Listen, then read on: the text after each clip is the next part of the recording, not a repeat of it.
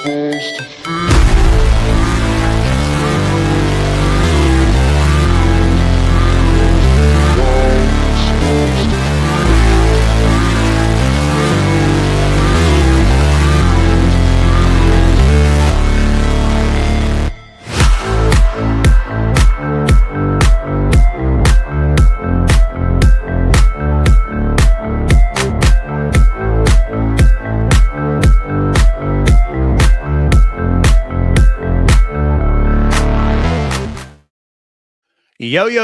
Welcome to the North Shore 9 podcast presented by FanDuel. This is the 2026 NS9 Draft Show. Folks, I'm your host, Anthony DiNardo. With me, we got Jim. We got Ty. Pirates pick number 5 today. How y'all doing? Great. As we go live, as Merlin Valdez homers to give the Pirates a 3-2 Let's lead. go. The magician. Let's go, baby. How about that? What an intro. What an intro. Yeah, it's weird. We're doing this show. Usually, like, this show is just a standalone thing. We're watching the draft. We're watching the Pirates game. It's a double header. The Magic Man, the magician, as Merlin Valdez goes deep as we go live here. I mean, that's just good vibes. Good vibes to start today. Magical vibes. And for the record, I just hit on my bet for Merlin Valdez. 2 hits today, plus 328. Gotta love that. Okay. Yeah. Guys, get your Shout out Merlin FanDuel. Magic shirt on our merch store. Go to northshore9.com right now. You can buy the shirt. Thanks to Cody. Cody designed it. Cody's dubbed him the magician. That thing has taken off. Everyone's called. I saw Tony Diggs talking about the magician earlier today. He had a 2 RBI. No, sorry, it was a 1 RBI hit earlier today. Now he hit a home run. Dude is just dominating. He's raking. So Love it. yeah, this show's going to be fun because I think like while we're doing this, we're also going to have like instant reactions to the Pirates game too, which is something that we're not really used to doing. So yeah, I'm looking forward to this. It should be I have the picks are all over the place. No one really seems to know exactly what the Pirates are going to be doing here. So it's going to be cool to see it unfold. The draft starts, I believe, right around 1:30 or so. And so the Pirates pick should be, 1:55-ish p.m. If we're lucky. That's when we know who it'll be. Yeah. It seems like 1 through 3 is sort of assumed, at least. After that, though, it could definitely get interesting. It seems like number 4 is going to be a big determination on what the Pirates do. Yeah. Like this year, like you said, like 1 through 3 seems it. I mean, we had, and again, we kind of been plugging this, but of course, if you guys haven't watched or heard yet, we had Jim Callis on for like the draft preview. Hey, there he is on Peacock right now. So like we had Jim Callis on for the preview, kind of went in depth, and that was his mindset too. Like 1 through 3 is pretty much a lock unless someone gets like really, really cute.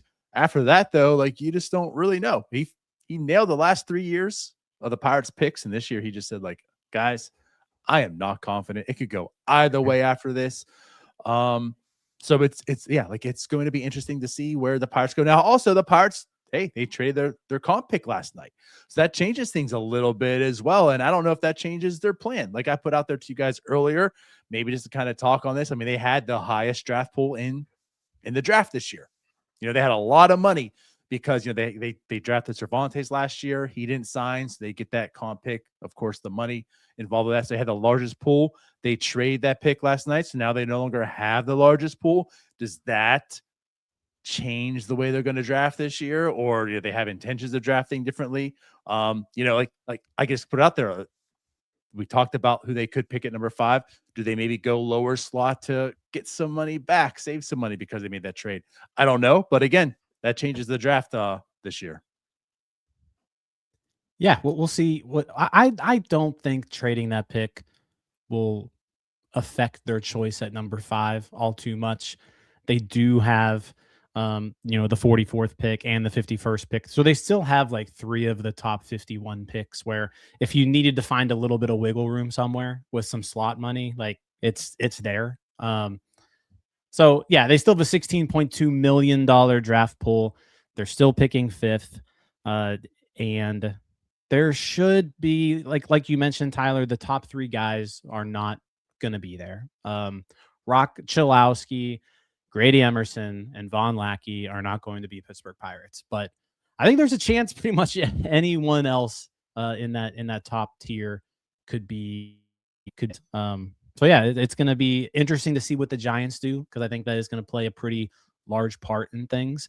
I mean, going into today, Baseball America was pretty dead set on it's going to be Flora.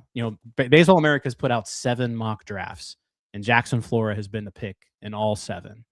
MLB Pipeline has Flora going to the Giants, and then they're split where, we had Callis on last week, and he wasn't really confident in his pick, but he said Booth. Mayo says Booth. Callis says Derek Curiel, which we haven't really talked much about. Derek Curiel, definitely a name that most people are familiar with, just because he's been, this mega superstar prospect for a while now, ever since he was in high school. But just kind of another name thrown in the mix there. You have Kylie McDaniel over on ESPN, where yesterday he projected Drew Burress going 5th.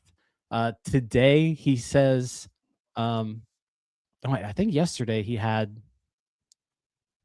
Burress. I think he had Burress yesterday. But either way, he's got Burress going to the Pirates again today. He's got Flora going to the Giants. And he's saying the same thing as Callis, where, if Flora's there, it's probably Flora. But if Flora's not there, it's Burress or Curiel. So the one name we're not really hearing at all is Jacob Lombard, who's kind of in that tier. We haven't really heard his name being associated with the Pirates in any way. But like Flora, Burress, Booth, Curiel, we've heard all those names. So yeah, we'll see who it is. That about sums it up. And then there's also the part where, what if one of those top 3 teams, the White Sox, Rays, or the Twins, what if they just throw a wrench in it? Of all those 3 teams, it could be the Twins there. Maybe they don't go Von Lackey, and then what happens? Yeah. I mean, it's the MLB draft. Things get weird. It seems like every year there's at least one of these top 5 teams that just throws a complete wrench in it. Right. And like, with that being said, like I talked about the Pirates losing, draft money with trading that pick. They traded to the White Sox. The White Sox do pick number 1. They now add $2.9 million to their bonus pool here. So, I guess I'm saying that to say, like, I will highly doubt the White Sox are the team to get cute. They have a lot of money. They have the most, and the most by a lot compared to any team. So I assume they're going with one of those 3. I'm also going to say this. I'm hoping one of those 3 selfishly or I should say this. I'm selfishly saying I hope all 3 of those are picked in the first 4, because I set up some things for the draft show, some videos, some overlays, and I didn't have any of those 3 put in here because I'm just assuming they're taken. So if it happens, we're not going to have any content to share on who the Pirates select if it's one of those 3. We won't have anything, but I'll be pretty freaking excited if somehow one of those 3 guys falls to number 5. So that's why I say selfishly, because I'll be like, shit. Well, it's funny because I put in a few. I'm ready for this. I put in a couple hours of prep for this show, and I didn't look up. And you're an expert now. I didn't look up anything on Rock Chalowski, Grady Emerson, or Von Lackey. I know who they are because I've been following this stuff, but if any of those 3 fall, I'm going to be super ecstatic, but I'm going to be scrambling trying to dive deep into those guys. Yeah, we're just gonna have a stay tuned button come up. We're gonna do some research, come back in 5 minutes, and tell you all the pick. No, yeah, we'll just be like, hey, here's an IQ bar commercial. Yeah, we'll just cram all our knowledge in that 90-second commercial. Yeah. But yeah, like that's what's kind of interesting, because it does seem like it's like 1 through 3 is pretty much a lock. Like those are your studs. After that, there's like the next tier, and again, like that's where it does get interesting. And the Giants are like the first domino of like how it's going to play out. Jim Callis, as he mentioned, and it shows, like Jackson Flora is the top college pitcher, like by a long shot. So if you want to go pitcher, like that's the dude. if the Giants go that route, like they could, then he's off the board and it's a big drop off to the next guy. So you're probably looking like a hitter of some sort. If they don't get him, I mean, the Pirates have done very well drafting pitchers. It does seem like a lot of people, like you talk about with Baseball America, so a lot of people are linking to Jackson Flora. Like if he's there at 5, the Pirates will take him. If not, then it seems like it's an open book for the Pirates, what they'll do. It's been talked today that there's maybe hedging towards a college hitter. That's the path. But again, it seems like 1 through 3 is probably going to happen. Then it's up to the Giants where they decide to go. And then after that, it's going to be a mystery book to see what the Pirates do. Sure is. But if Flora is off the board there, and just going back to the Jim Callis conversation, I know we mentioned some other names in there, but whenever Drew Burress was brought up, he kind of lit up a little bit. And I know Jim also did a dive on Burress today. I said that would be my pick if I were the one making said pick. But seeing Jim Callis get kind of excited and a little bright-eyed about the kid makes me want him a little bit, guys. I'll say this about Drew Burress. I guess this is who we're going to be talking about first. Lots to talk about, righty, 5'9" outfielder, right? That's short. It's a short outfielder, and he's right-handed, so like you better hit. Well, that's what he's done. Like that's what he's done. The power is massive. The hit tool is okay. The speed is, plus. The thing that's interesting about Burress as opposed to everyone else in this draft is like everyone else is kind of projectable, right? You look at all these guys and you're like, you can project this person to be this. Drew Burress kind of seems like this is who he is. He's maxed out. Like you're not getting much more out of Drew Burress as to what he's giving you right now. So how much do you believe in what Drew Burress is giving you right now? That's the question. And I mean, over the last 3 years, Drew Burress has been the best college hitter in college baseball. Like you take the last 3 years, no one's been better. Had an insane freshman year. He's kind of gotten a little bit worse each year after that, but the numbers are still ridiculous. You look at the frame, and I was watching a lot of them today, and I don't know. I kind of see a lot of like a right-handed Brandon Lau here. Like when we saw Brandon Lau for the first time in person, we were like, man, that guy is small. Yes. Like that's kind of who Drew Burress reminds me of. Small package, but he packs a big punch. It all comes from the lower half, all comes from his hips. He pulls the ball in the air and he destroys fastballs. Like that's what he's doing up there. So you kind of think of PNC Park. Is he like the best fit for it? Maybe not, but you also play 81 of your games on the road too. I mean, that's a real thing. And when it comes to just out of the guys who are going to be available at this pick, Drew Burress requires the least amount of development because we've seen for the 3 years who Drew Burress is. Now it's just a matter of how does that translate? Right. And I'm glad you brought up the Brandon Lau thing because that's like exactly what I was thinking. And so I'm going to start with Tyler to his point. Because again, with me like clipping these things, I got to see Jim Callis talk a little more right on like the second thought. And yeah, he did. I mean, you bring up Drew Burress and he almost tried to like make it a point of like, he should be in the top 5, top 6. It's like we've done him wrong ranking him where he is, which again isn't like bad by any means, right? But it's just like it's the size, like mainly. And like we're at a point now, it's like you gotta eliminate size. You gotta eliminate size. And if there's one person that makes you do it, like we're watching it firsthand, it's in Brandon Lau. It's Brandon Lau. Like we see the tiny dude and what he does, and like, maybe we shouldn't be so worried about size because yeah, like 5'8", 5'9", it's kind of like that's a tiny little guy. There's been Tyler, you should know, right?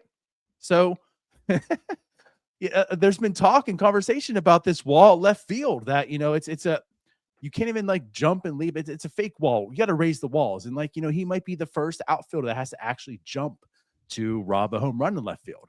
But, but like, yes, like to be serious here for a second, like Brandon Lau, you're seeing it firsthand how this guy is the leader of like the power on this team. It's coming from him.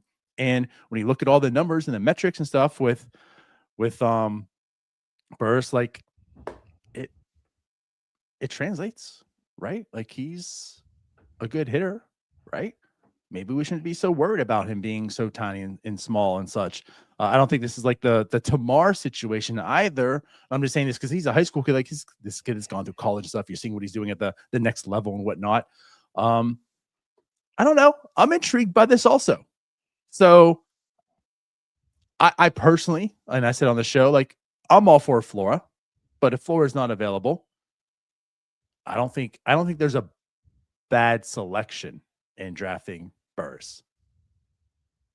You call Brandon Lau a tiny little guy. He is a tiny little guy.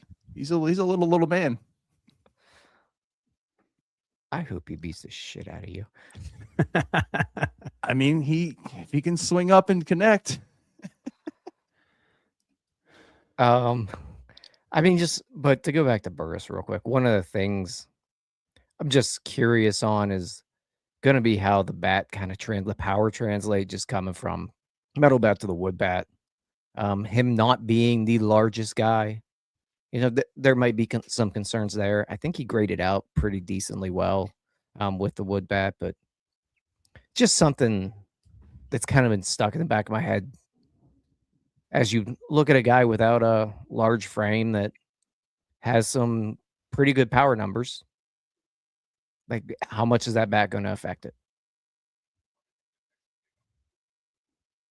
It's a question, right? I mean, he went to the Cape Cod League after his freshman year, where he hit 25 home runs, right? And in the Cape Cod League, he played 18 games and hit 1 homer with a wood bat. So, it's a question. Now, the exit velocities, though, like all the batted ball data suggests that the wood bat shouldn't affect the power all that much. So maybe that was just a 19-year-old going to the Cape for the first time and just having a rough 18 games really is all that was.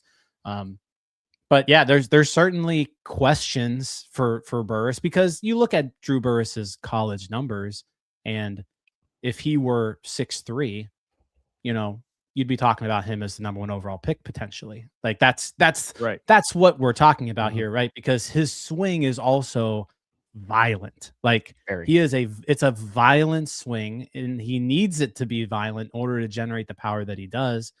And so there is a question to, can someone this small swing this violently 150 times a year, right? I mean, you kind of look at Brandon Lau, and one of his issues is being able to stay on the field, right? And so is that a concern for Burris, who not only similar frame, but plays a little bit more demanding position, right? In the outfield, where you're running around a little bit more. So that's certainly a concern with Burris. And it's fun. This is going to be a fun draft because I've got 1, 2, 3, 4, 5 mock drafts pulled up right now, and there's just no agreement here. Like, we've got Booth, Curiel, Booth, Flora, Burris. I mean, those are there's 4 different options here for that 5th pick. So I would be surprised if it's Curiel. That's probably the only one of these guys where I'd maybe be a little bit disappointed in. And we didn't talk about Curiel with Callis in the draft show just because didn't really think that was going to be a possibility. We brought up his name, and Callis even mentioned, like, I don't think they would do that. Curiel strikes me as that guy who, if you were picking 12th, like, I'd be all aboard Curiel as the 12th pick in the draft. 5th, though, it's like maybe shoot for a little bit more upside. I think Derek Curiel is an extremely safe pick. I think he's going to be a 2-WAR outfielder multiple times throughout his career. He's got great contact skills, but like, I don't think he's ever going to hit for power. He's above average fielder, above average runner. Like, he's tooled up. He's tooled up except the power. So like, I think he's a pretty safe pick to be a average Major League Baseball player. But like at 5, do you want more than that? Because I don't think Curiel is going to ever be more than that, because I don't think he's ever going to hit more than 10 homers in a year. Right. So, So I'll just say this, the transition. That's why I do kind of bring up what I brought up, because like ironically enough, we asked Jim Callis about Curiel and he was like, I don't think that's happening. So we don't have much on him to, again, talking about clips and such to put in here. But Jim Callis picked him in this final mock draft today. And again, that's immediately after that they trade the pick.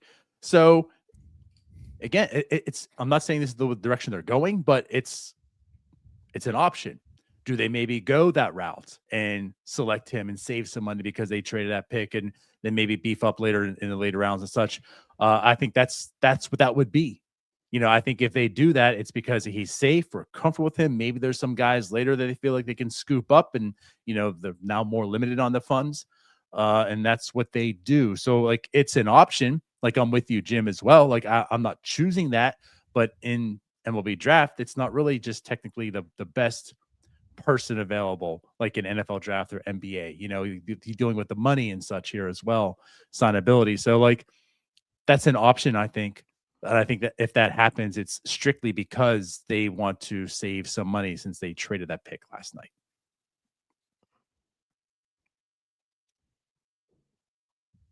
Yeah, I'm kind of with Jim there that it would be a bit of a disappointment if you go Curiel there. Granted, it's the MLB Draft. You never know what could happen, but it'd also be kind of a shift from what the Pirates have done over these last couple of years as well. It's going the safer route when I think we've seen them take some bigger swings. And I know Paul Skeens is in there as well, and that's a bigger swing at the time. They could have went with Wyatt Langford, who might have been safer. Dylan Cruz might have been safer. So it would be a shift in, I guess, the process of which they're doing it, but they do have a shift in the process this year without Justin Horwitz being in the draft room. Not that one guy makes Kevin Graves, assistant GM, running the draft this year. They don't have a director of scouting. They didn't replace Justin Horowitz, whose last 2 drafts have been pretty good. So yeah, he's in Washington now. Yeah, I'm with you though. Like this team has shown that they're not really afraid to go for upside, right? And take the risky pick, especially early on. So yeah, when I saw Curiel's name there this morning, I was a little surprised, because he's the complete opposite of that. There really is. That's not a risky pick at all. I think like I said, Curiel, an extremely safe pick. I think he's going to be a good ball player. It's just the upside doesn't really scream 5th overall pick to me. Right. And just for the record, we're at the winter meetings. We're watching the draft selection live, the lottery, saw the Pirates get the 5th pick, saw Justin Horwitz. And I did ask him, all right, so who's number 5 on your board right now? And he didn't reveal to me his draft board in December. So no idea what he would have picked at that time, folks. So unfortunately, we don't have that inside information. I will say this, Rock Chalowski, the draft starts in 2 minutes, but apparently Rock Chalowski will be the 1st overall pick for the Chicago White Sox. Boom. All right, good. We're safe. One of the 3 is selected. So Chalowski is about to be off the board. Let's talk about Jackson Flora, though. We haven't really talked about him a whole lot.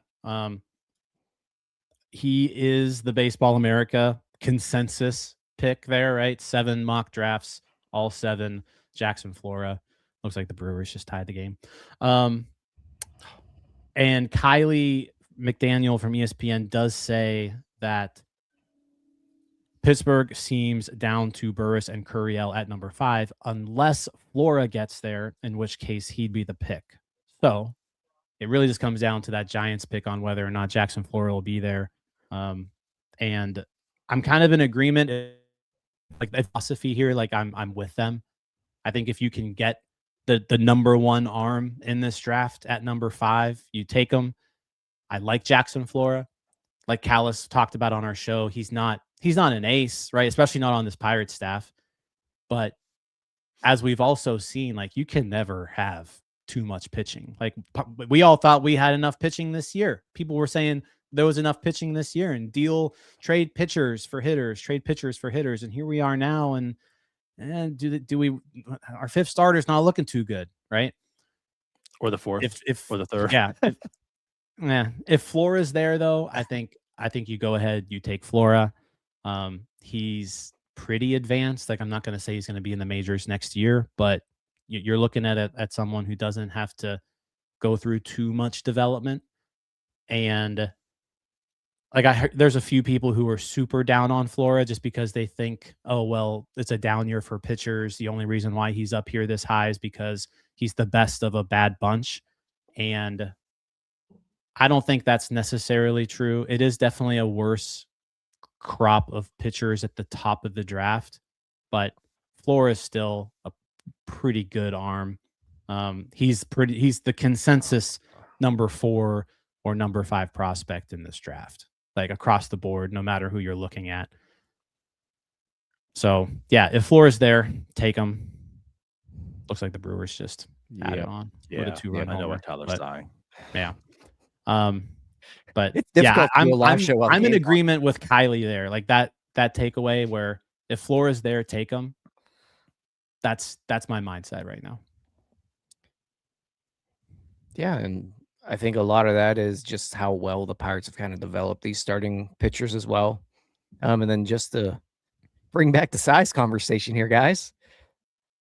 When you look at Flora here and you're talking about a pitcher getting drafted in the top 5, that's the prototypical size you want. Like, you're not taking a 6 foot, 195 arm there. He's got the frame to be durable. You can't predict workload in the future, really. I mean, time will tell on that, but has the frame to do it. Has the velo, 5 offerings. It's not the high ceiling, probably, at least from what everyone thinks, but it's not like you're taking a Thomas Harrington in the top 5 here. Yeah, like I agree with that. Like, Jackson Flora is not a tiny little man, so you would assume that he's built for the role. But no, yes, like, to the people that you pass on him because this is a lesser pitching crop, in this year's draft. I mean, that is true. Like, this pitching crop isn't the same as before. Jim Callis said, like, if Jackson Flora was in last year's draft, he's probably picking number 15. That doesn't mean he's the number 15th rated prospect in this year's draft. Like, I think that's the problem. People are like, oh, pass on. Like, he's not that good of a pitcher. He would be number 15 last year. Well, okay, but in this year's draft, he's probably about number 4, number 5, number 6, because this year isn't as good. So just because this year isn't as good doesn't mean every person in this draft is just poor. You're still doing best available and such. And in this year's draft, Jackson Flora is probably one of the top 6, 7, 8 guys, in this draft here and such. And yes, like, when it comes to pitching, he's head over heels over the rest. So that's why, after him, it's a big drop off. And it's kind of one of those situations, like, he is a good pitcher. Like, he is good. He is good. The Pirates have done very well in developing pitching. You don't have enough. And, one of the things that does kind of, intrigue me here is, you get Jackson Flora. He's a college arm. It's probably not going to take too long for him to come here. There's some of that excitement of, like, he and Seth Hernandez could be making their debut in the same year, like, in a few years. You're talking about this rotation, how strong it could be. I mean, he adds to this strength. There's just a lot of nice things, in adding Jackson Flora to this organization. So, I like it. It's one of those situations where it's like, what you do well in, you excel in this type of a prospect. Go and do what you do well in. Keep building on that strength. So yeah, like, I'm in on Flora if he's available. If he's not, again, that's where it just kind of opens up and it's like, we'll find out. But if Flora's there, that's the guy I do want. He's the number 4 prospect in the draft, according to Baseball America. He's the number 4 prospect in the draft, according to Pipeline. He's the number 4 prospect in the draft, according to Fangraphs. Like, if they can get him at 5, that's a good pick in my book. Mm-hmm. Yeah. Grady Emerson is going to be the number 2 overall pick to the Tampa Bay Rays. So the first 2 picks are kind of exactly what we expected. Boom.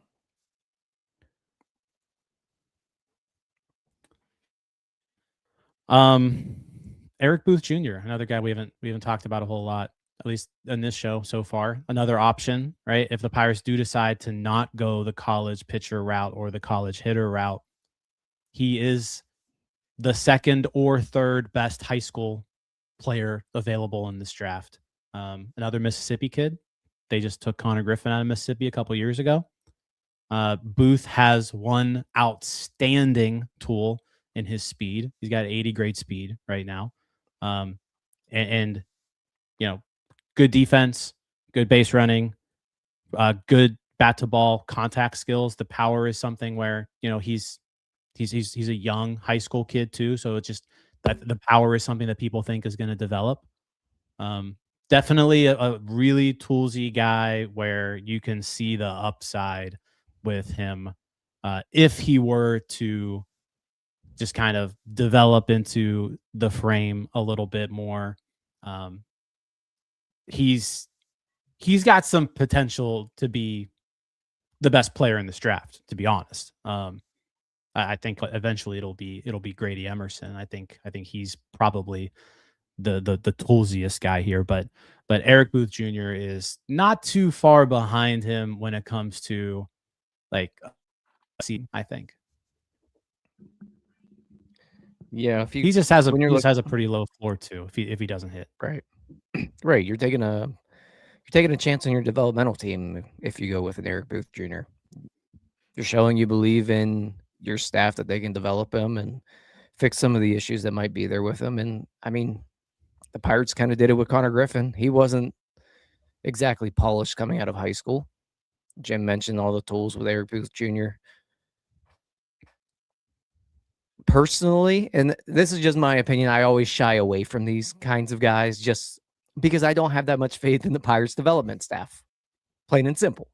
Mm-hmm. That's not to say that Eric Booth Jr. would be a bad pick here. I just said they did it with Connor Griffin. It worked out there. I just think if, you know, a Drew Burris is available, that's probably the route I would go, but it's not a knock or saying that it would be a bad pick because obviously he's possibly or probably the most athletic player in this draft, according to basically everyone. Yeah. I mean, I made myself look like a fool when they drafted Connor Griffin. It's out there. Go to our draft show then. I said, I mean, do I like Connor Griffin as the player, the prospect? Sure. Do I trust the Pirates to develop him and be anything? Absolutely not. So that's why I didn't really like the pick because it's like, I don't, you have a nice Ferrari, but you have a piss poor driver. Like, what does it matter? The Ferrari looks good, but you can't drive it. So they've changed my mind. I mean, first off, well, Connor Griffin's Connor Griffin. So that happened. But it's not like just him. I mean, this is something we've been talking about with the Pirates development, the Pirates prospects. They've been developing hitters. It's kind of wild to talk about. When you look at the top prospects now, a lot of them are hitters. It's really the pitchers that aren't the cream of the crop anymore. I mean, yes, there's Seth Hernandez down there and such, right? But it's like you have Edward Florentino, you have Esmeralda Valdez, who we just talked about. Like it's guys who have pedigree, like Connor Griffin, that are tapping into it and seeing it. And there's other guys that people aren't really talking too much about or have some talent, but not putting it together, and they are like Esmeralda Valdez and such. So they've been actually doing a decent job at developing hitters. So do I have a whole lot of reservation right now if they go after a guy like Booth, as I did with Connor Griffin before? No. If that's the guy that they believe in, and there's definitely some potential in him, and we can develop him and do so, like you said, Jim, he has all the tools to do that with. I don't shy away from the Pirates anymore. Of like, that's a guy that they can't develop and he'll never see his potential. I'm comfortable with the Pirates right now drafting whomever. Yes, they certainly have their success in starting pitching, or pitchers, I should say, in general. So, you know, I'm still more confident in the pitching side, but I'm fine if they develop high school, or I should say draft high school, you know, toolsy prospects that are hitters and such. So I'm fine with that. And we'll talk this more. I still side more on Lombard. Like, I'd still rather that than Booth at this pick, but I'm good. Booth is certainly. I mean, Yeah, guy you're I mean, fine you just mentioned his name, right? Like that's the other guy kind of in this category, but no one's really linking the Pirates to him, and that is Jacob Lombard. Jacob Lombard, super athletic individual. Like if you are thinking of like who's the most Connor Griffin like guy, it's probably Lombard, right? Like 6'3", 185, physical, athletic. He's got power, he's got speed, he can field, he can throw, but can't make contact like at all. and that's like the big red flag here with Lombard is like if Jacob Lombard can figure out how to make contact, superstar. Probably a superstar. But he strikes out a lot. And it's like an alarming rate. You know, I think I was reading Eric Longenhagen's write up on him, and he says, at some point in the draft, the kind of upside is worth rolling the dice on, even though Lombard's strikeout issues are as ruby red as a data flag can be. So like it's bad, and you've seen some high school picks in the past few years just completely flame out after, a year or two because of this specific issue. So if the Pirates are confident that they can fix that, then yeah, Lombard all of a sudden an extremely attractive pick there at number 5 if he's there, because of everything else is so attractive with him. But really, really, really glaring issue with Lombard, but huge upside. Yeah. It's only like the most important issue. Yeah. It's a pretty big part of the game. Some would say it's the biggest.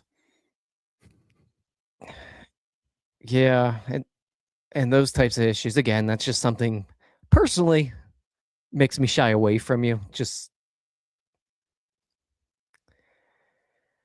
they've done better with it, the Pirates have, but you're picking top 5. Those kind of warts, I don't know if that's something you take a gamble on right there. You're picking 10, maybe a little more enticing. Yeah, I mean, at this point, I mean, we're still waiting on the Twins pick, I think, at 3, but it's probably going to be Lackey, I would imagine. At this point, I'm going with like Flora if he's there. If he's not there, then like my next 2 are like, give me Burris or Booth.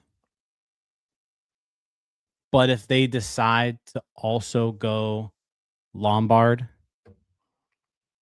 I would be fine with that, just for the fact of the upside that comes along with that. If they decide to go anyone else, though, I'm not quite on board. I'm not quite on board. There's a few other people kind of in that same mold. Bell, Curiel, like I said, we've heard his name. Even LeBron's name has kind of been thrown out there. I wouldn't take any of those guys at 5. Right. So I'd be I'm interested aligned in with Bell. what you just said, Jim. But again, like with me with Lombard, he's sexy. He's sexy. That's why I look at it. I know the Why? strikeout. He's tall. And I'm not saying it was the same level, but like it's kind of how Connor came in. The hit tool. When we saw how that cleaned up, can it clean up for Lombard? That's to determine. That's to see. But like if it does, he has the potential to be a monster. And the bloodlines are there. We see what his brother's doing, as far as being drafted, and he's come up as a top prospect and such. And there's a lot of things to like, and there's one big glaring thing to dislike. And yes, that's his knock. But the thing is, when you're outside the top 3, floor is safer, right? So I guess top 4, when you're outside like the top 4, everyone has a knock on them. There's going to be something that makes you not like them, opposed to someone other who you do. But there's a lot of things with Lombard that I think they're very attractive as a prospect coming out of high school. So yeah, I like that pick. But again, like all those names you mentioned, Jim, they go that route. I'm perfectly fine with whomever. Apparently Rob Manfred. So the Rays are officially on the clock. The Rock Chalowski pick was officially made, but apparently Rob Manfred just butchered his name at the podium. He called him Rock Chalowski. Nice. Which I don't know how you mess up the number 1 overall pick's name. Like, you would think you'd have that one down. But yeah, good old Rob. And there's our buddy Jim Callis. Big Steelers fan. Here we go. Big Steelers fan. In the biggest Steelers fan type of way as well. I'm just saying, Fangraphs does have Tyler Bell as their 5th best prospect. Yeah. No, Eric likes Tyler Bell. Yeah, I do too. Especially the college you went to. You make some very good decisions.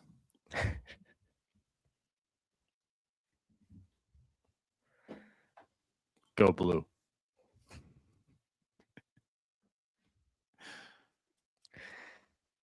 If I speak, I'll be fined. Be in big trouble. I'll be in big trouble if I speak. Anywho. No, you know what would be a fun, the fun piece about drafting Tyler Bell would be, and here's the deal. I think Tyler Bell would be, I wouldn't pick him, but like it wouldn't be the worst pick in the world. But publicly, I just would not be able to support it. And I would have an ongoing feud with Tyler Bell over his entire Pirates tenure. I would never say a good thing about him. Not one. I hope this dude becomes an MVP. And obviously, like, position-wise, it's not why it would happen. But, like, could you just envision the day that Tyler Bell, like, gets called up, and in the call-up, it's like, and they DFA'd Henry Davis, or they optioned Henry Davis, or whatever it might be. Be the worst day of my life. Jim, I was going to say, like, don't talk to Jim for at least a month. Yeah. Yeah. That would be great.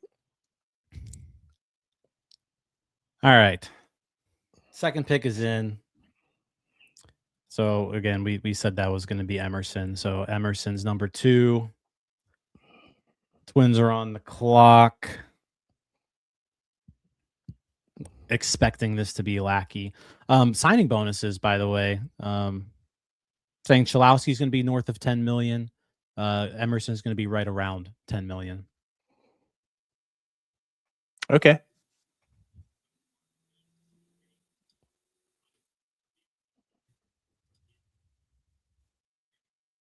Yeah, it would have been nice if Emerson somehow fell to us. I'm a big fan of him, but yeah, that wasn't going to happen.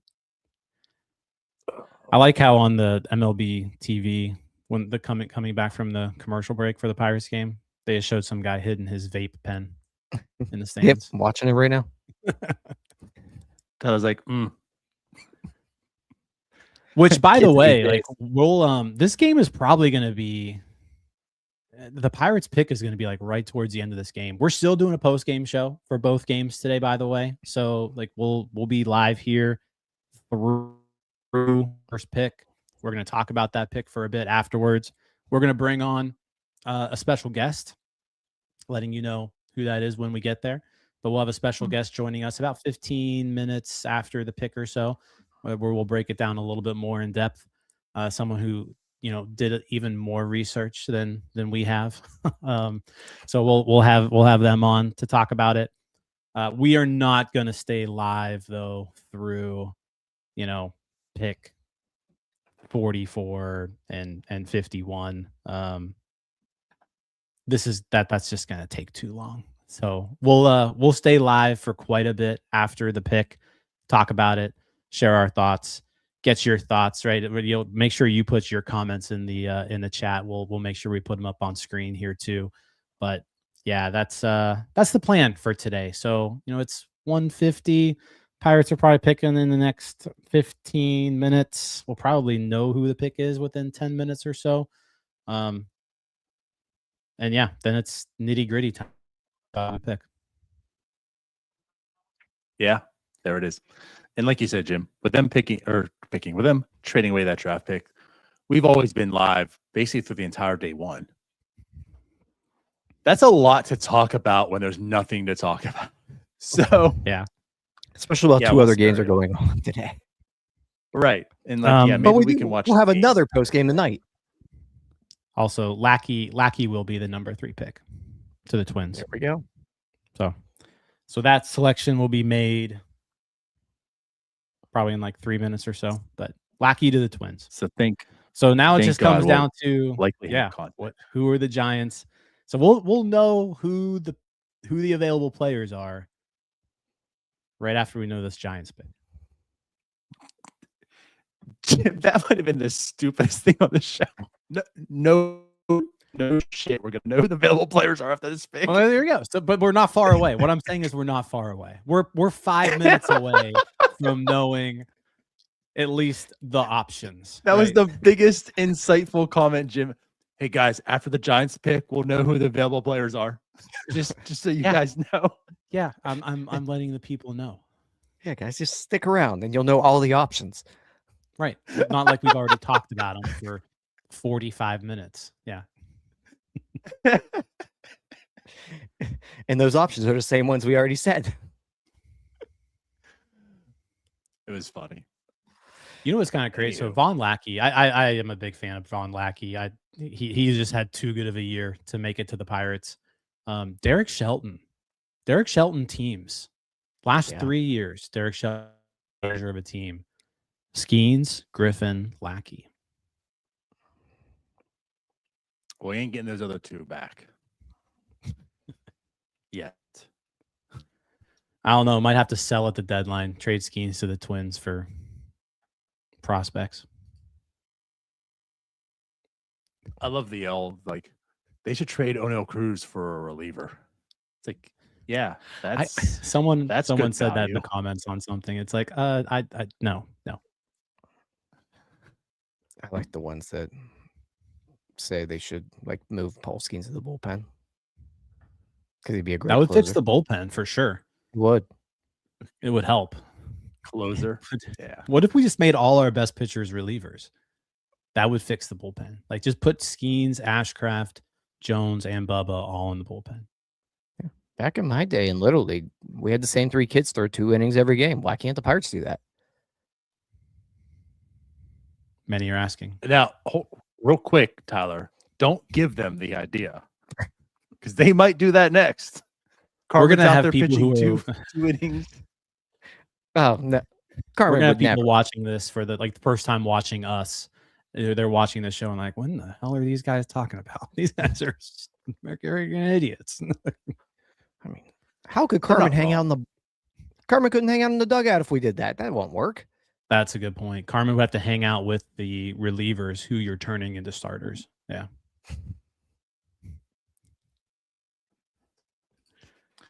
Yeah, the old 3-inning piggyback situation. 3, 3, and 3. Let's do it. Okay. The San Francisco Giants are going to select Jackson Flora with the number 4 pick. Oh. So that'll be official in about 5 minutes. But yeah, so that means no Flora. So it's Booth. Is it Booth? Is it Burris? Is it Curiel? Is it Lombard? We're getting down to nitty gritty time. This basically means it's not a pitcher, at least. Yes, Jim, we are at nitty gritty town. They're Nitty gritty time on the clock. Well, not officially. It's nitty gritty time, and only 4 players are gone. They aren't officially down to the nitty-gritty. on the clock. Hey, at least we know all the available options now. We know the available options now, and we know that Jackson Flora is not one of them. So, yeah. So I mean, if it's me, I'm going Booth or Burris, and I'm cool with either pick. That's where I'm at right now. And if they go Lombard, I'm also fine with it. But Booth or Burris would be my pick here. I would go Burris. I'm fine with Booth. And in all reality, I'm fine with pretty much anyone that's not too crazy. Yeah. I guess All this right. is why also I felt like if Flora being there just makes this pick so much easier because it's like, well, you just pick Flora. You don't have to worry about choosing which hitter it's going to be with all their individual flaws. So now that it is all of those, I mean, again, as long as it's not too crazy, like Tyler says, if it's either one, I'm like, it's fine. Like, I'm fine with whomever. They don't seem to have any link with Lombard. Again, I guess I would prefer Lombard right now, but I guess we'll just find out who it is, and be fine with whomever it is. Well, now let's see who they develop. Well, I'm not fine with whoever it is. I'm fine with if it's one Again, of with those those four. players that we've talked about, as long as it's one of these guys that it's not too crazy. It's one of those three. Yeah. But I prefer Booth or Burris. Yeah. All right. Well, who's it going to be? Prediction time. Tyler. I think it's Booth. Booth. DiNardo.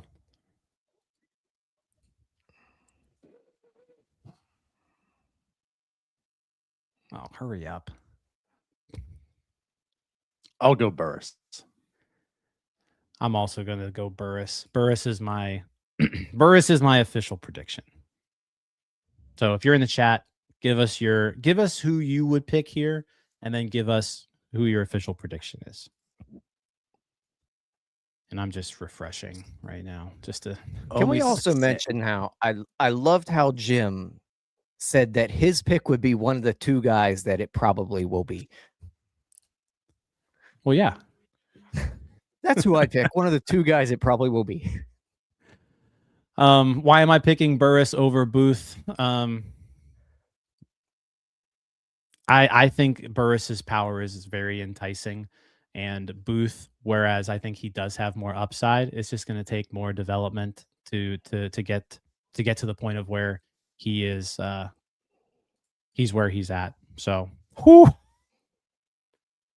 All right. Well, the Pirates are picking Derek Curiel, 5th overall. Okay. In the Major League Baseball draft, as DiNardo is fixing things. And you know what's funny is here you go. He did at least make this. So that's a shocker, Tyler. Yeah. I'm not expecting Derek Curiel to be this high. I'm very surprised. Yeah, definitely surprised, and we were all wrong here. And Jim, you said this is the one that might be a little bit disappointing to you. Feeling a little disappointed. Yeah.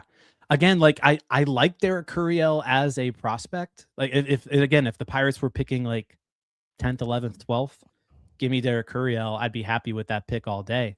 But at 5, I don't see the upside with Curiel as I do with the other guys. He's really solid, like across the board with everything. Like contact, I mean, if you're looking for someone who can put the ball in play and hit it hard and hit for average, like that's gonna be Derek Curiel. He's an elite contact hitter.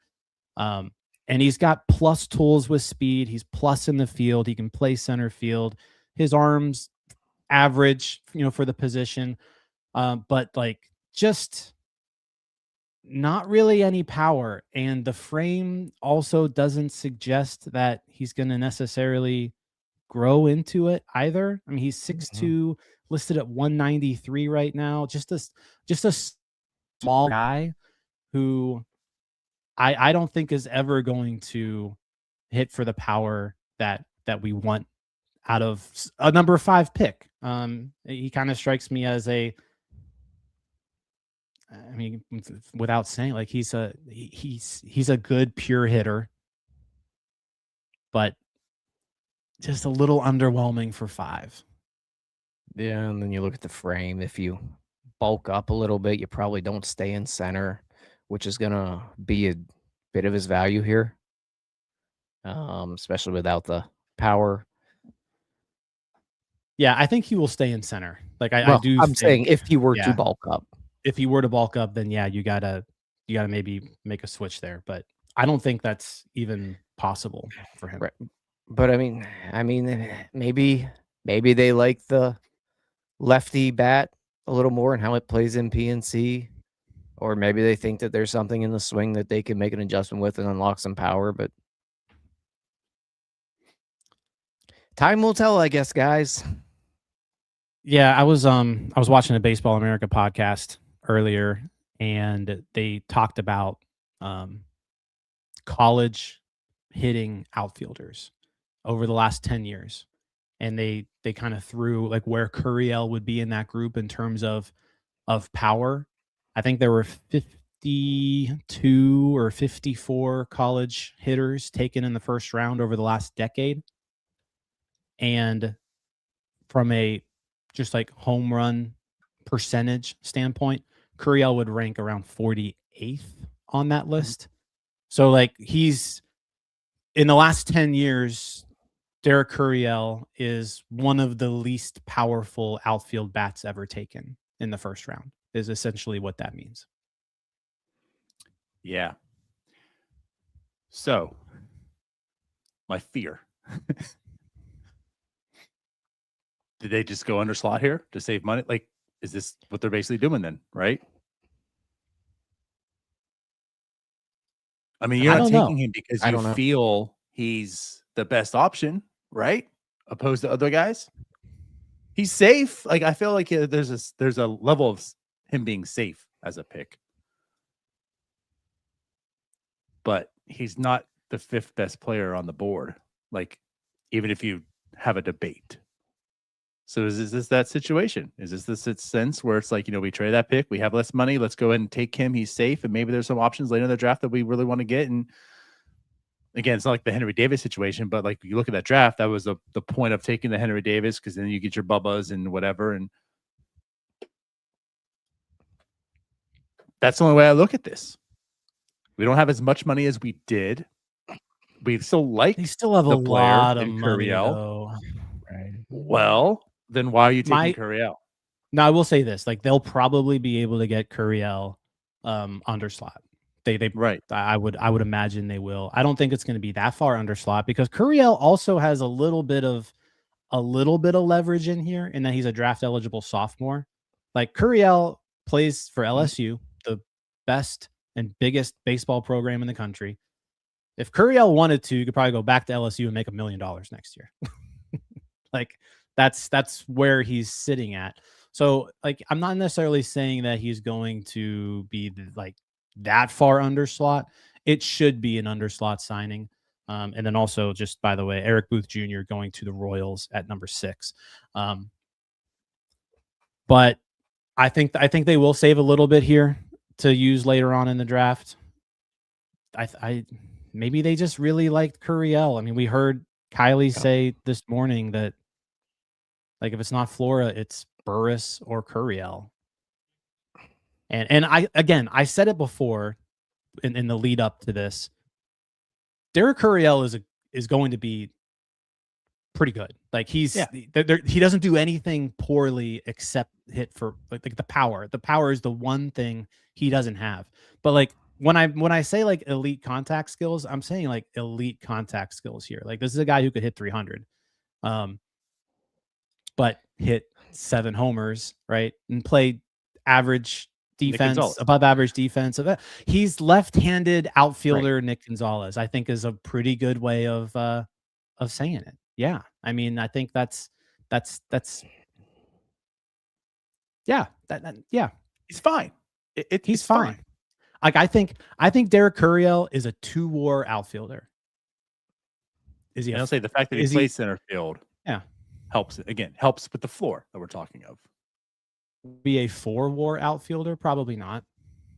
But he'll be a 2-WAR outfielder, and like I said, I think it's a high floor pick. But I'm not thrilled because they did pass on some upside here. Mm-hmm. Just to throw this in here. Yeah, good. I want to say just technically throw this in there, and I did open the show. Well, I guess with what I say in saying this, Jim Callis said, "Don't quote me. He's unsure. He's not going to get this pick right." Technically speaking, his last mock this morning did have Curiel, and that's why I said I'm getting a little worried here about the underslot because Callis did say so. Callis is technically, as comment here says, John 670, 4 for 4 in the Pirates' last 4 drafts. I know we didn't say it on our show, but our show was a week before. His last mock did have this pick. So, Jim Callis, the Wendy's value meal.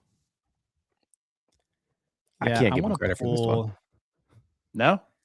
I can't. No, not in a mock. You have to say it on our show. Yeah, he Okay. does have to say it on the show. Yeah, 4 for 4 doesn't count. He's 3 for 4. He said an Booth asterisk. Jr. on the show, and I'm pulling here. So I did ask Jim Callis about Curiel, and he says he likes him as a player, but he said that taking him 5th, quote unquote, wouldn't make sense. There you go. That was the quote from Jim Callis on our show. He likes him, but taking him 5th, quote unquote, wouldn't make sense. That's exactly what I said before. Like I like him, I wouldn't take him 5th.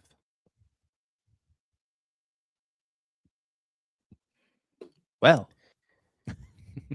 we saw the shift from the high upside guys that we were talking about earlier, and it's a kind of a shift towards what we saw previously with Ben Cherington's drafts, with the Nick Gonzalez picks, the Termarr Johnson picks. I guess that kind of makes sense. Yeah, I mean this is a very safe pick. I think this is a very safe pick. I'm looking to see if we've got any press conferences or quotes yet from Ben. I'm not seeing him yet. The pick hasn't even been in yet, or no, it just got in. Oh, it just came in. Yeah, technically it's. Well, actually, the Royals are drafting now. Never mind. But still hasn't been in that long. But also, did you see the pin comment? Huh? I was wrong on Eric Booth Jr. Yeah. Zion Rose is 6 to the Royals. Whoa. Holy crap. How does he go before Tyler Bell? Zion Rose from the University of Louisville, 6th overall pick to the Royals. That's they wild. That's wild. Well, I was gonna say, go check out the website. It's in the pinned comment here live. If you can watch our show on the website as they're tracking all the picks coming in too as well. But yeah, the website's looking good. We got the new draft hub there. You can go past every single draft in the past as Pirates picks go and such. So check that out. Yeah, I would say just to kind of show everybody what that, like, it's pinned in there, but just to kind of show you guys what this looks like. If you go to northshore9.com/pirates/draft, you've got our show right here, which you can watch live, right? Draft. So you've got our show right here. You've got the chat. You got, the picks right here. And then you got every pick down here too. Like Zion Rose is already there.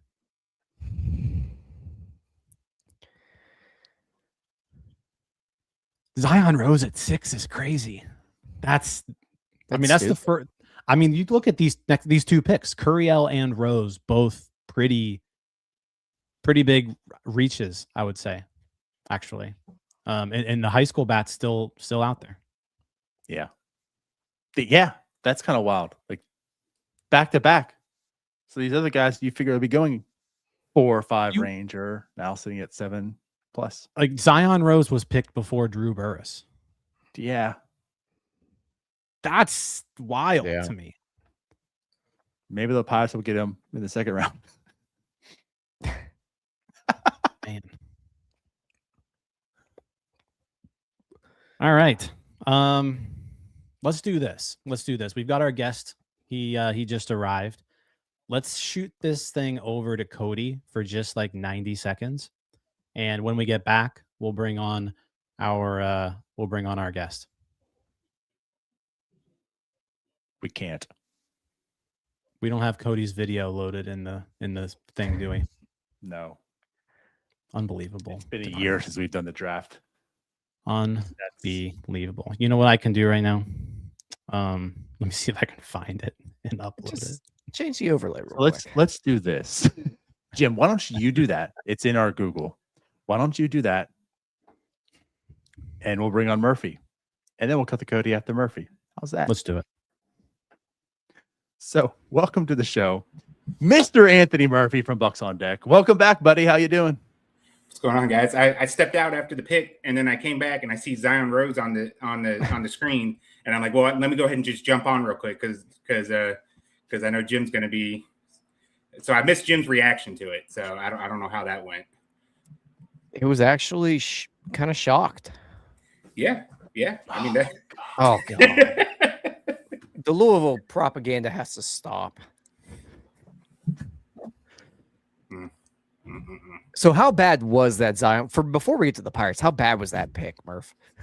I mean, he's a guy that's been like gaining steam like the last couple weeks, right? But like, I mean, I would imagine like if someone took him like in the middle teens, that's what I was thinking. Like the highest he would go. Like top 10, that seems kind of. I mean, they know. I mean, the Royals are known for this kind of stuff, right? Like they took that high school pitcher that was like way off board a couple years ago. It was like Frank Mazia. They took him. So like, I mean, I guess this is right up kind of like their alley. We see how it's worked out so well. Yeah, exactly. I don't think he made it out of A-ball. Say like them or the Angels. If he got drafted by the Angels, they'd be in the majors, next week? That's true. He'd make his major league debut tomorrow. Yeah. Yeah. All right, Murphy. So shocked at Derek Curiel? I mean, with the way that I would say, yeah. I'm a little shocked they went Curiel, but I mean, I posted this on the Bucs. We have a draft tracker going on right now. I said like surprised, but maybe not really, because like when you think about it, like I know you guys talked about like Justin Horwitz being here, and then like the strategy for those couple drafts, and then now it kind of feels like it's a shift back to maybe like another focus, maybe like a little safer with higher floor kind of thing. So you kind of see things aligning back a different way. So maybe it's not as much a surprise, but I would say it's a surprise to see him go 5th overall. Yeah. By the way, Eric Booth Jr. selected next to the Orioles. I've heard this before. Jim was wrong. What was I wrong about? When you said he was going to the... Oh, never. I said Zion. Well, I did say Booth original, but you know what? That was me getting bad information from somebody. So I'm gonna blame the source there we instead. Go. Jim, pass the Buck Rosati. Exactly. No, but so with Curiel, yeah, Murphy, certainly a name that really didn't get into like my radar until just kind of earlier today. I mean, like I said, we mentioned him on our draft show, but it was extremely brief. I basically was like, I asked Jim Callis on our show, would someone like Curiel make sense here? And his quote was, again, I'll say it. Curiel, he likes Curiel, but said that taking him 5th, quote, wouldn't make sense, end quote. Yeah. So like, does this make sense? Because I think Curiel, as I was talking before, like really high floor. I think there's a really high floor on this guy. I think he's a good outfielder. I like a lot of what he does. It's just, I don't think he's ever going to hit for power. And I don't think anyone really thinks he's ever going to hit for power. So taking him 5th, just when there's a lot of upside around you available, it's just, it's surprising to me. Yeah, you kind of saw how things were going to where like the Pirates wanted, how it was worded, someone who's going to move quickly to kind of try to make an impact early. I've always been one that's kind of against that thing because like if you take that mindset into the 2024 draft, like you probably don't end up with Connor Griffin then. So, I mean, that's one example. That's probably, that could be like an outlier with it and whatnot. But I just feel like you take the best player available. You don't take a guy who's look for something specific like that. I mean, Curiel, he was a guy like I remember him back a couple years ago going to the draft. Like he was a guy that was probably going to be like could have been like a first round pick out of high school and decided to go to college and I mean it paid off for him because like top 5 pick. So So what should we like with him? Well, I think the big thing that he answered was because like his freshman year he played left field, so obviously there's questions about like is he like a corner field? He kind of answered those questions to the point where it looks like he should be able to stick in center field. So I guess the value you lose with not having any like much power, you kind of get back with the fact that he's going to be at a premium position in center field. So like a solid center fielder that hits 10 to 15 home runs a year. I mean, it's better than a corner outfielder that's going to hit 10 to 15 home runs a year, I guess. So I think that's where my hesitation with Curiel is can he get to that? Can he even get to the 10 to 15 home run mark? Or are we talking about a guy who's going to hit 280, hit 10 homers and steal 10 bases and play above average defense? Because again, that's a good player. It's just not like super impactful. Top 5 by pick. any means. Yeah. Not a top 5 pick. So I think you kind of hit it on the mark with the like, he's probably gonna be like a 2-WAR player, a very solid, consistent 2-WAR player, and someone you're gonna be able to count on to get there. He may have like that 1 year to where like everything just comes together and it gets an extra win or so, but like it's just gonna be a very consistent, like okay player, decent player. Yeah. So I guess the 2 things I have to ask here is, so like, how strong do you see the defense being in center field? Because again, like there's one thing, this defense, and it's not like you see anything coming up to change it. The defense on the Pirates is bad. So, and you would maybe envision if Cruz is going to move off center, it's going to be like a corner, that'll be fine. So, but we know left field is spacious, center field spacious. How good is the defense itself for him that maybe like, again, it's an asset for this team, this ballpark. And then also, how quick do you think he moves, through the minors? I mean, I feel like that second question is always like very dangerous to ask and answer because like there's and then especially for someone like him, we don't have that at least like summer league with the wood bat kind of to draw from to see like how he handled it. Like obviously he did stuff on the showcase circuit in high school, but obviously that's like high school level players he's facing against, so it's something different. So we don't have that sample size to kind of go on from there. But like if the bat to ball skills translate to what it was like in college, that I mean we're looking at someone who could probably move pretty quickly through the system here. Like I'm not going to say like next year or something like that, but it's advanced enough to where like I'm not like if he goes straight to Greensboro, it probably just doesn't surprise me at all. And like maybe with like at that point we'll kind of let things play out there and see how it goes. As far as the defense, like I think it's definitely good enough to where it's gonna translate to playing at PNC Park with all that space out there.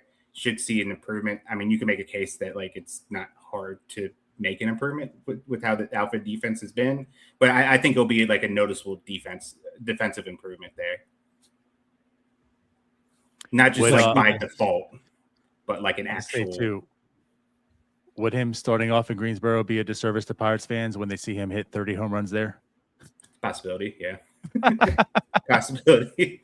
I thought home runs was a problem. He's in Greensboro and he has 30 now in 15 games. What's the problem here? Yeah, very much could happen. Let's kick things over to Cody real quick. Now that we've got it up, and we'll come back. We'll finish this up with our kind of our final thoughts and go from there because we got a post game show coming in probably about 45 minutes. This episode is brought to you by IQ Bar, our exclusive snack hydration sponsor. IQ Bar protein bars, IQ Mix hydration mixes, and IQ Joe mushroom coffees are the delicious, low-sugar, brain and body fuel you need to win your day. The Ultimate Sampler Pack is a great way for you to try all IQ Bar products and flavors. You get 9 IQ bars, 8 IQ mix sticks, and 4 IQ Joe sticks. All IQ Bar products are clean label certified and entirely free from gluten, dairy, soy, GMOs, and artificial ingredients. With over 20,000 5-star reviews and counting, more people than ever are fueling their lifestyles with IQ Bar's brain and body boosting bars, hydration mixes, and mushroom coffees. The Ultimate Sampler Pack includes all 3. My personal favorites so far have been the almond butter chip and the iced tea lemonade hydration mix. It's just really full of flavor. I love starting my day with it, and I couldn't imagine starting my day with anything else other than IQ Bar products. Right now, IQ Bar is offering our podcast listeners 20% off all IQ Bar products, including the Ultimate Sampler Pack, plus free shipping. To get your 20% off, text MLB to 64,000. That's MLB 64000. Message and data rates may apply. See terms for details. All right, Murphy. I know it's hard to say. I know it's hard to give like a grade of a single pick without knowing what the rest of the draft goes. But I'm going to kind of put you on the spot here. What is your grade? Draft grade of Derek Curiel at number 5. Can I go into it knowing like who the next like 3 or 4 picks have been? Because like I saw AJ Gracia got taken by the Braves, and like I mean maybe I'm a little biased to the UVA guys, but like I almost feel like I would have rather had him. It's a good point. Yeah. So, like at the lowest B you can probably have at that point. That's maybe teetering on a C. So just that looking at this, looking at this pick. Looking at this pick. Yeah. Okay. I do feel like it could turn out a lot better because you're clearly going to save some money on this pick. And there's a lot of good prep guys that should be around in the second round. Is there anyone they could have picked here that would have been an A for you right off the bat? Like what would have been the A pick? Like when you saw that Flora went to the Giants, I mean, you obviously had someone in your mind where it'd be like, I would pick X player here. Who would that have been? For Eric Booth. That was the guy that I was kind of leaning to. I get there's some swing concerns with him. Like if you look at it too, apparently he's tweaked on it, but like it's a little bit of a chopping action. So they're wondering how much he's going to get the ball in the air. But even if he doesn't, like you're talking 70, 80, great speed, great defense. And then if by chance they do something where the ball's in the air, that's 20, 25 home runs with how hard he hits the ball. So that was kind of my guy at that point, at this point. And Booth went 7, Burris went 8. Yeah. I'm with you, man. Like I would have been fine flipping a coin between Booth and Burris, to be honest with you. Curiel, again, I can't really get mad at this pick because I do like him. Yeah. But I just feel like there was more upside available. That's kind of my stance here. And I think if you go back in the group chat that I have on the site, you can probably find a point to where I made some sort of comment about the Pirates taking Curiel at the beginning of the college season. Like, I don't know. So yeah, heading into this year, I remember there was I think there was like a Baseball America way too early mock draft. Like it wasn't even an official mock draft of theirs. And Curiel was the pick at 5. Yeah. So like he was a guy who was in this mix at the beginning of the year. But I think when, you saw a second straight college season where like he really didn't overwhelm you with any sort of power. He just kind of did the same thing he did as a freshman, which was being a good hitter. Like he was a good hitter at LSU in the best conference in America. But it's just, what are we looking at? 116 college games. No, 126 college games played. 13 homers. Yeah. With metal bats. Yeah. Yeah. Yeah. So Yeah. We'll see. I mean, he hit 353. Followed up his 345 freshman year. Again, he's been incredibly he's been on the radar for a long time, because even when he was in high school, he was a top prospect and was essentially just like, I'm going to go to LSU, and really just performed right off the bat. So he's kind of the new version of Dylan Cruz in that aspect, I think, where like everyone, like Dylan Cruz was really, really good forever. Didn't go where he wanted to out of high school. Went to LSU, played really well, but less power than Cruz, obviously. Like, I'm not comparing the two players. I'm more comparing like their story. Like Derek Curiel is someone who, if you follow prospects, you've known Derek Curiel's name for 3 years. So what is your Curiel comp? What player is his comp? I kind of like the what is it? I saw, well, obviously there's one kind of like a Christian Yelich, except they don't think Yelich is they don't think he'll grow into the power like Yelich did. I saw another one too where they said like he's a 6'3" Stephen Kwan. So you want mine? Now, like I wouldn't be mad about either of those guys. Like, what are we complaining about? But like, is it a Stephen Kwan because the defense also, like, is his defense on Stephen Kwan level? Because I feel like that's where Stephen Kwan also makes his bread and butter. I think that was probably leaning more towards like the hit, just like the hitting tools and stuff like that. So less I think he's Alex Verdugo, who can play center field. That's my comp here. Like, and hold on, like, let's be real. Like, you look at Alex Verdugo's prime, weighted runs created plus 112, 125, 106, 102. Batting averages 294, 308, 289, 280. It's just the home runs, 6 to 13. It was this range. Like, he just, the power never really came, but he was a good hitter for a 4 to 5 year, for a 5-year stretch. Alex Verdugo was a league average outfielder. And I think that's who I think that's who you're getting. You're getting Alex Verdugo, who plays center field. It's kind of rough there. Yeah, that's not that. I mean, Alex Verdugo. Are you saying? I mean, it's fair. But like, that's who we've been saying, 2-WAR player this whole time, right? Yeah. Verdugo in his prime at 23, 2.2, 24, 1.6, 25, 1.9, 1.1, 1.5. Like, that's we've been saying this guy is Alex Verdugo the whole time without saying Alex Verdugo's name. That's who I see here. And you know what? Alex Verdugo is just fine. But that's it. Yeah. And he was just fine for 5 years. He just never hit the ball over the fence. Mm-hmm. He's a career 270 hitter. Never hit the ball over the fence, though.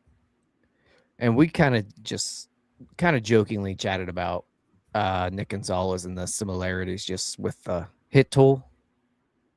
Yeah. When Nick Gonzalez was starting in the minor leagues, the swing and miss was ridiculous. Do you think there's any concern that it might be that type of situation, or is there something in there that might take a while to develop? Because it did take Nick Gonzalez a long time to come around to this version of what he is right now. I mean, I think you always kind of run that risk with anything, making the switch to like wood and stuff like that. That's why I think so many teams value like those summer leagues, like the Cape and whatnot, because it kind of gives them a good, at least, even if it's a small sample size, couple games, how they handle spin with the wood. And so yeah, there's a possibility, but it's one of those things. Let's get him in here and we'll kind of find out. I mean, like I saw, what is it, Overslot Baseball, Joe Doyle, they had like an 80 grade, he had like an 80 grade or 70 grade hit tool for Curiel. So like just about everyone's feeling pretty confident about the bat to ball skills.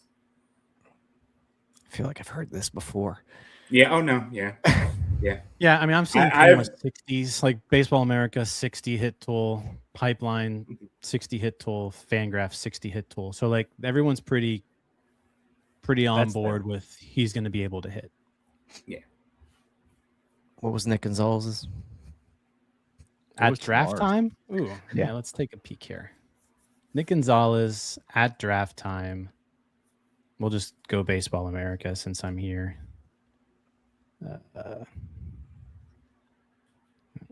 That's not how you spell Gonzalez. While he's looking at what are your guys' instant grades on it?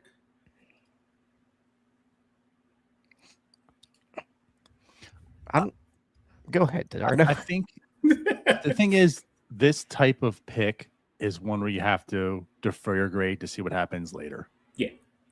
Well, I got put on the spot, so that means you guys get put on the spot for the same. No, for the this same this is our show. We can put you on the spot if we want, and not for us if we want. Okay. You know, No, enough. but I guess if you're taking it like pick for pick, just as what it is, Mhm. I'm kind of I guess I'm a little more down. I'm probably a C plus. That's fair. I think that's fair. But I do think this is the reason you do this pick is because something later. So it's like once the draft is complete, you can have a better grade of what this allowed later on for. Yeah. I'll give it a B minus just because I think they got a major leaguer out of it. And that's half the battle with this whole thing. Oh yeah. Oh, Esmerlin. Did he do it? Did Esmerlin do it? The magic man. He did it. Grand slam. Did he hit a Grand Let's go! Slam, Grand slam. Esmerlin Valdez. Oh my God! Let's 2 home runs, go. want to be in a grand slam? Go. Get your t-shirts now. Yeah, piss on the draft. Oh my God. I bump up the grade to a B plus now. That's fair. God, what a swing. Wow. Down 6-3, bases Wow. loaded. God, I love that. I love that kid so much. Hell yes. Yeah. Again, why I wasn't so concerned about the development part of these other guys, like a Booth or whomever. I think he's probably Valdez is probably like the if you want to showcase, hey, this is what we can do. Like he is like the guy because like the progress he's made over the last couple of years. Watching him from like I was down there watching him in Bradenton, and I've seen him every year since then, and it's just how he's progressed has just been incredible. I love Esmerlin Valdez. Wasn't it The bad? dude too? is a dude. Dude, and also, how stupid are you putting? Like, you're letting him face. Dude just rakes versus lefties. Like, what a managerial malpractice letting a left-handed pitcher face Esmerlin Valdez at this point in a big spot. How dare Don Kelly do that for the Brewers? He didn't really even get all of that. No. God, I love He's got him. that grown name Love him. tag. Wow. Okay, so what were your all's grades? So Murphy, you're C+. B minus. Yeah. Bernardo, you're C plus. I'm also Tyler, B you're B minus too. Yeah, I think they got a major leaguer out of it. And also, Can I Valdez say was this somewhat- without being like judged too harshly? I'm gonna say it's a C plus. Like it's passing. Like it's a passable pick. I get it. I don't think it's bad, but like I don't think it's good either. I think that's fair. I think And in my head when I said like the lowest B, I was thinking like in number sense, like what's the lowest number grade you can give before it's a C plus, and that's where I was at. Yeah. Yeah. If this were a test, you know, it's they got what a 79% on it. Yeah. But- 78. Why did you preface that the way you did? You're like, can I say this without being Because judged? And you gave a people- grade that basically aligned with Because people everybody else. always- I'm people waiting for you to always- say an F. Every was- time I don't like, I'm That's- not positive. People think I'm whining. So like, I don't want to go off as a whiner here, but I'm disappointed.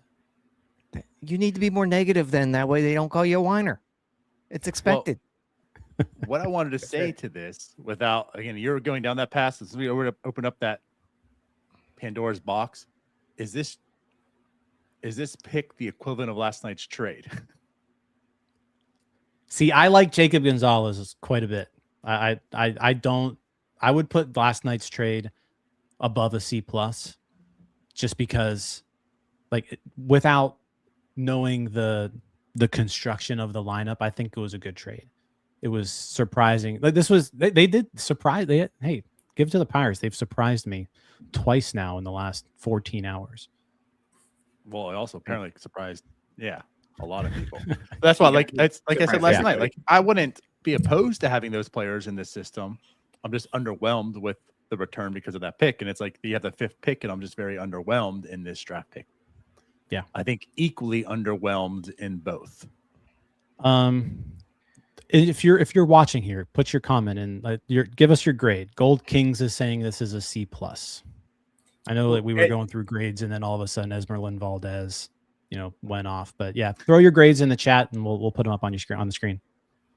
Thinking about that and seeing how like the rest of the top 10 kind of like unfolded, because it looks like it was Tyler Bell went to the Rockies. It just kind of feels like everyone is no one really felt confident with this top 10, top 15. Like there's just so many names there, and it was kind of unclear that it's like, let's see what we can do. This draft for a lot of teams is going to be judged by what they do with their next couple of picks, because it looks like everyone's going to be saving a little bit on these picks here. So what they do, they got the 2 second-round picks. What they do with those 2 second-round picks is probably going to determine how we look at this draft. And it kind of seems like that's the approach overall with everyone too. Because you look at the Royals with Zion Rose, and so they weren't confident with that. No one else stood out after those top 3 guys. Nobody stood out after those top 3 guys. So let's just go with who's going to take that a little bit less, and then we'll load up with the next pick or something like that. Yeah. I'm with you. The one thing that this draft does have going for it is it is deep, especially if you want to look at like high school arms. Like that's something that we haven't seen any high school pitchers taken yet, but like this is a deep draft when it comes to that. And that is a demographic that the Pirates have historically performed well in.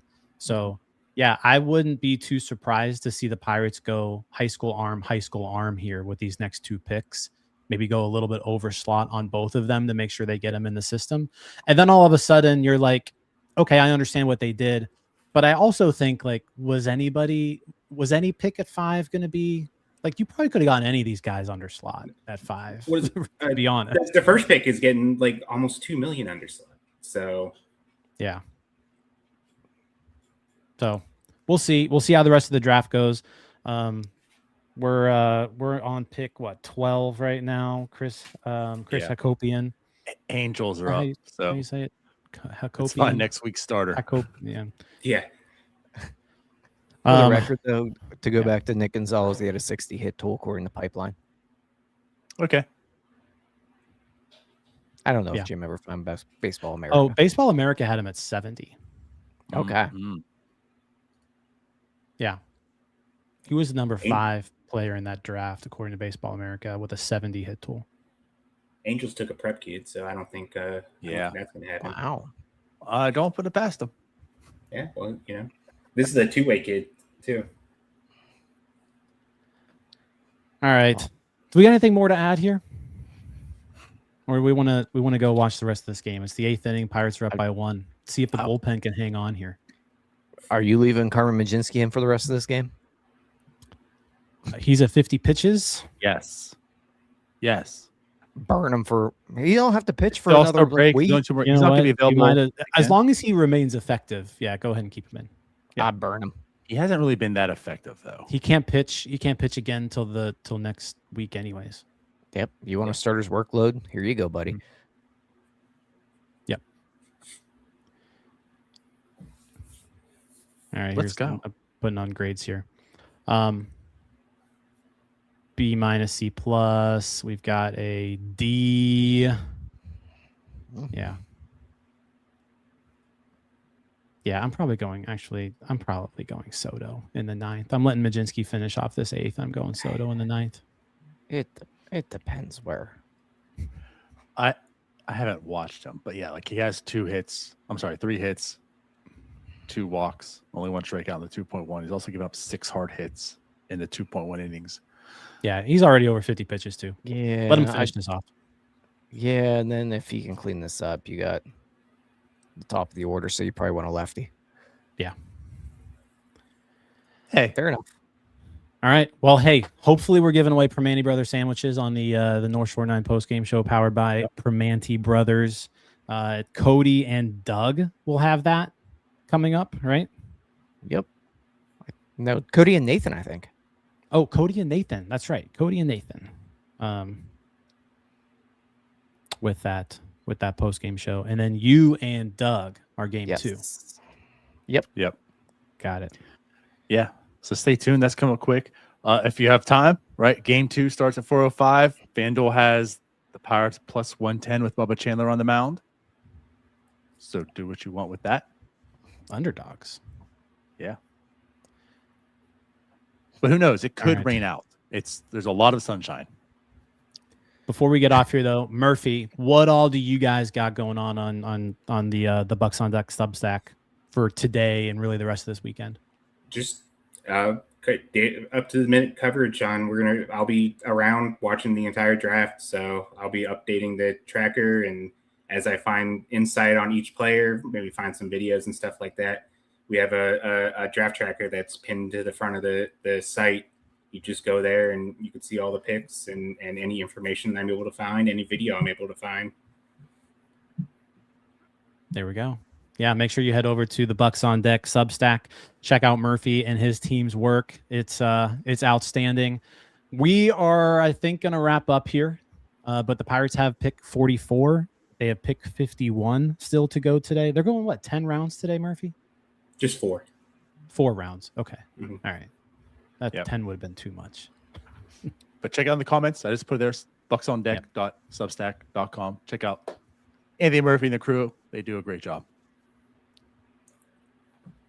Mostly. When you remember the drafts on Saturday. Yeah, that was. I had to call you out there right now. I laughed so hard all when I saw week. that tweet. Yeah. Yeah. No, we appreciate you coming on here. At midnight saying, it's on Saturday. And I had to redo my entire schedule for this weekend. No, we appreciate you coming on here. And make sure you check out Murphy and I just dropped our weekly episode of Bucs on Deck this morning. We talked about Deuce Corson this morning. So, yeah, check him out. The deuce is loose. We ready to get out of here? Let's get out of here. Pirates have a 86.7% win probability. So let's watch the rest of this game. Let's find out what happens. Let's go, Bucs. Yeah. Sounds like bad mojo saying that. Bye-bye. Peace out, Scouts. See you guys. All right, that wraps up this episode of North Shore 9. Thanks so much for tuning in. Whether you're listening on the podcast or catching us on YouTube, if you enjoyed the show, please give this video a thumbs up and don't forget to hit that subscribe button if you haven't already. It really helps us grow. And if you're listening on the podcast, a quick review goes a long way in helping others find the show. Plus, be sure to tell a friend about us. There's always room for more here in the NS9 community. And for those looking to support us a little more, consider joining our Patreon, become an MVP member, and get exclusive perks while helping us continue to bring you more of the Pirates content you love. Thanks again for all your support, and let's go Bucs.